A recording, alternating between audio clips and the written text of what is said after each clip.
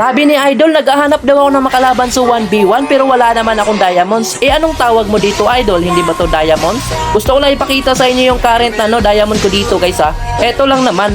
So anong sinasabi niyong wala akong diamond? Kung takot kayo labanan ako sa 1v1, kung ayaw niyo akong labanan sa 1v1, huwag kayong magrarason, guys. Pero ang importante dyan, guys, na wala naman akong paki dyan sa kanila, guys. Ang gusto ko lang yung gustong lumaban sa akin dyan sa 1v1. Sa mga gusto palang lumaban sa akin dyan sa 1v1, guys, huwag niyo kalimutan mag-heart kapiling 3 times.